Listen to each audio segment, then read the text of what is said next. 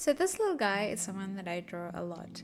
He's also all over Pinterest for some reason and seems to have his own little following over there. I'm really grateful, but I also don't really know what he's doing on there, but slay. So this guy is called Hesper, and in today I'll be introducing him and his world to you. I don't think I've ever done that before. His story is constantly evolving, so this might not be relevant by the time I decide to make it into a comic. But for now, I think it'll be fine. This video is sponsored by Milanote. Milanote is a neat software and app designed to help plan out creative projects with notes, mood boards, timetables, and more in a user-friendly interface. It feels like a pinboard for organizing creative ideas.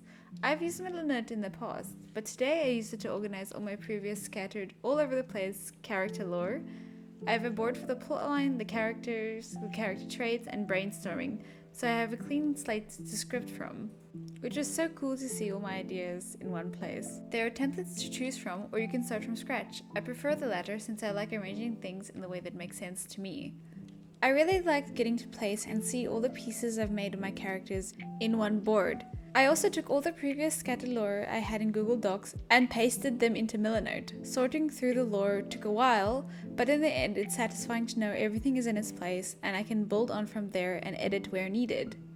I think this is going to make the writing process a lot easier since I can just go in and check up on the world building and lore if I need to reference anything back to it. I used Milanote to help me plan out the animatic at the start of the video, with the frames and the color palettes, and the order of the frames. It's aesthetically pleasing no matter how you do it. Once you have everything laid out, you can gather pictures, references, and text from online using the Milanote browser extension Web Clipper to easily save it to a board and then just drag it to wherever you want it. It makes everything a lot easier. You can invite clients, partners, and friends to the board to help organize, edit, and collaborate in real time. For example, I had the team over at Milanote look over and help me organize my board here.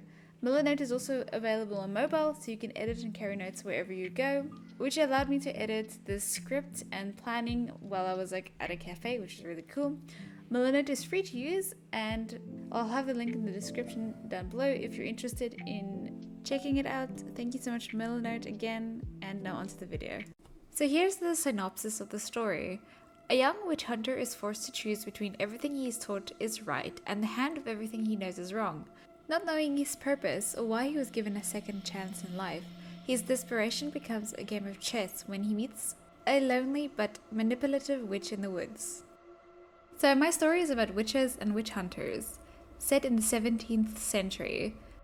But these aren't your typical witches. In this world, witches are human souls corrupted by evil spirits, who now have the ability to offer contracts to people. These contracts are deeds or curses that a witch will perform in exchange for half of the person's soul. During the contract, a witch is soul-bound to their contractee until the deed is completed or one of them dies. A witch can only have one contract at a time. If the contracted person does die before the contract is completed, the witch will not be able to contract another person, and then will eventually die off. So you can imagine that witches are very protective over the people that they have contracts with until the contract is completed. Witches feed off the souls of the people they are contracted with, much like vampires, making them stronger. So the more souls they eat, the stronger their powers will be. So once the contract is completed, the contractee loses half their souls and becomes vulnerable to possession or becoming a witch themselves. If the contractee dies after the contract is fulfilled, they will become a ghoul, a soulless vessel that craves human flesh. A telling sign of someone being contracted to a witch is their eyes, as the eyes are the windows to the soul. One discolored eye indicates a person is in contract with a witch, a blank eye means the contract is completed, and that the contractee only has half their soul left. Now I can get into explaining the witch hunters. Witch hunters are descendants of dragons, which is why they have a dragonfly as their crest. They possess holy fire in their blood, which allows them to kill witches and ghouls, as witches can only be killed by holy fire. This fire makes their bodies stronger and more resilient in tougher situations. Witch hunters are highly respected and hold power due to their association with the church. However, the holy fire can easily drive them into a frenzy, as it's too much for a normal person to handle. To control this, they keep their bloodline relatively closed. As witch hunters age and use more of their fire, they begin to morph into distorted humanoids. with almost dragon-like features. Now I can get into explaining the characters. The main character in the story is a witch named Hesper. He's a manipulative witch who deceives his clients by giving them what he believes they want. His speciality is puppet strings, the ability to control and manipulate situations to be perceived as he wishes. Hesper is quite antisocial due to his past as a human, so he's more of a loner who does his own thing. Despite this, he's considered a very powerful witch within the witch community. Before Hesper became a witch, he was a spoiled rich kid who believed he was entitled to everything. His human name was Henry. When his life falls apart, he blamed everyone else for his misfortune, even though it was his own fault and choices. Now he takes every opportunity to ruin everyone else's lives. Hesper is basically a little shit that just likes to cause chaos, and he believes he's untouchable and no one can ever outsmart him. Another important character is Cage, who is a half witch hunter. Cage is a naive but stubborn dude. He tends to tunnel vision a lot, but he's a very stubborn and determined person.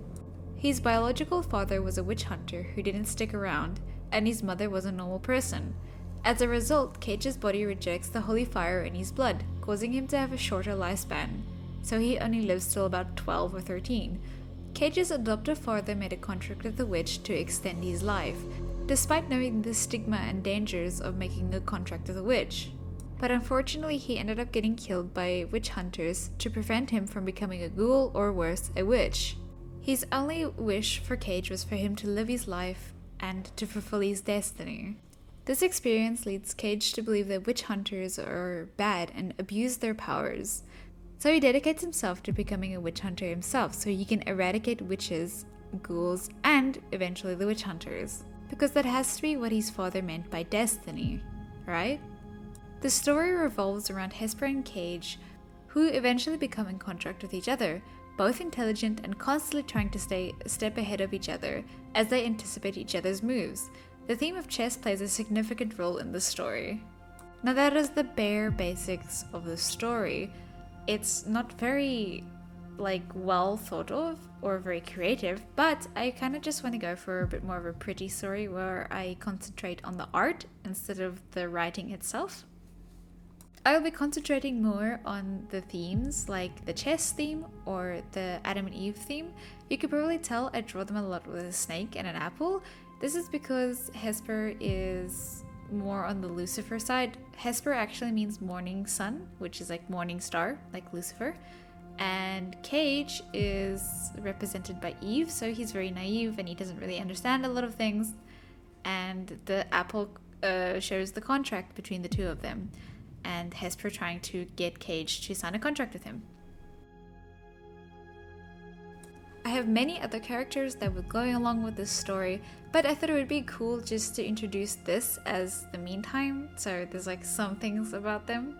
So one thing I'd like to mention before I end this is like how you become a witch. A witch is made by someone that's about to die swearing a curse, so being like, I vow to do this, and as they're about to die, a spirit makes a contract with them, and it's like, I will live in your body as half, and I will let you live and let you continue this curse that you want to do. So if someone's about to drown, for example, and they curse their neighbor, and if their emotion is strong enough, they can summon a spirit, and that spirit will take over their body. But it's only when they're about to die, and it has to be very, very strong. Now, if someone is strong enough, like emotionally strong enough, they can take over their body and the spirit won't. But if someone is weak, like Henry, who was Hesper before he became a witch, he wasn't very strong-willed, and Hesper, the spirit, took over his body. So throughout the story, you kind of see Hesper slight humanity here and there, but not very much because it's basically just dead. There's also werewolves in this story. I have a werewolf witch over here and her girlfriend, Catherine. They have been contracted to each other for about 200 years, so they're really old, but they love each other very much. If you actually made it till here, I am very, very grateful that you're this interested in my silly videos and my OCs. Oh my god, thank you so much. And yeah, I hope you enjoyed. I will see you guys in the next one. Bye.